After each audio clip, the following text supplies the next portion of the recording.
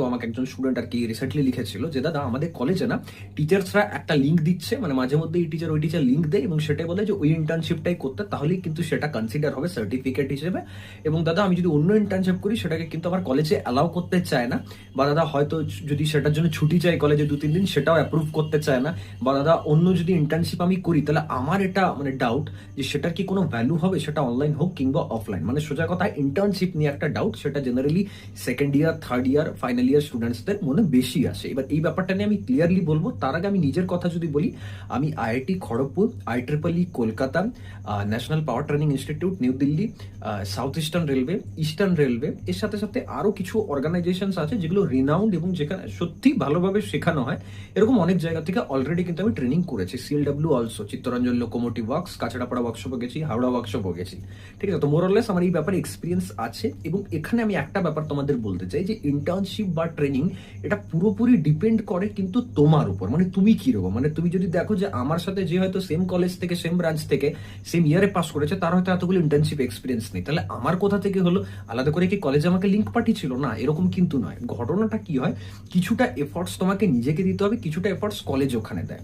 যেমন দেখা যায় যে কলেজ অনেক সময় অনেক ইন্টার্নশিপ কিন্তু অ্যারেঞ্জ করে, সেই পরিমাণটা হয়তো কম, আজকের ডেটে হয়তো আরো কম, বা স্টুডেন্টস এত বেশি যে সেখানে মানে করানোটা খুব ডিফিকাল্ট হয়ে দাঁড়ায় কলেজের পক্ষে। বাট স্টিল কিছু কিছু কলেজে কিন্তু হয়, তো চেষ্টা করো যে সেগুলোতে অ্যাটেন্ড থাকার। এবার তুমি বলবো দাদা মাইন্ডসেট কি রাখবো? সার্টিফিকেটের মাইন্ডসেট রাখবো না, চেষ্টা করো যতটা পারবে শিখবে, বাকি সার্টিফিকেটটা তোমার কাছে এক্সট্রা। কারণ সার্টিফিকেট আজকের ডেটে এক্সট্রা, মানে কোথাও যে তুমি ইন্টারভিউর সময় দেখাবে তার জন্য তোমার চাকরি হবে এরকম কিন্তু হয় না, জেনুইনলি বলে রাখছি আগে থেকে। দেখো আমি রিয়েলিটি বেসড কথা বলি, তো চেষ্টা করি এমন কিছু শেয়ার করা তোমাদের সাথে যেটা অন্য কেউ তোমাকে বলছে না।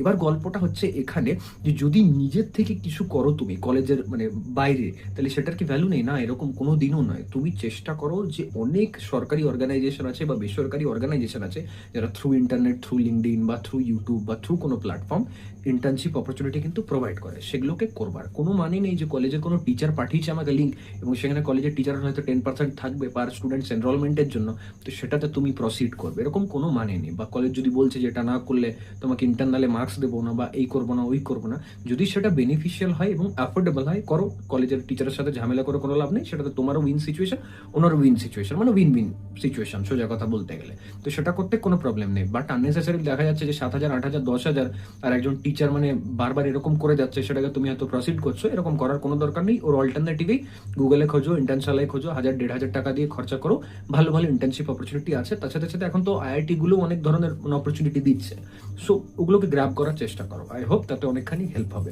বাকি এখন অব্দি কারা কারা ইন্টার্নশিপ করেছো বা ইন্টার্নশিপ রিলেটেড ভিডিও চাও কিনা কমেন্ট করে জানাতে পারো। থ্যাংক